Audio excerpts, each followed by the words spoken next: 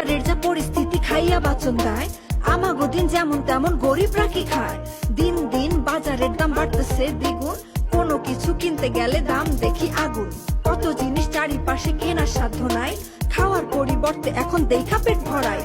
ডিম কিনবো না চাল কিনবো, তেল কিনবো না মাছ, গোস্ত দেখলে পরান্ডা করে হাঁসফাঁস। মন তো আর মানে না ভাই, খাইতে চায় ভালো, মাঝে মধ্যে কপালে জোটে না ডালো। নুন আনতে পান্তা ফোড়াই কি জুগাইলো ভাই, পেটে ভইরা খাইয়া বাস সেই উপায়ও নাই। গরিব যদি ভাতে মরে কারা সে যায় কি, বাজারের যা পরিস্থিতি আমরা খামু কি।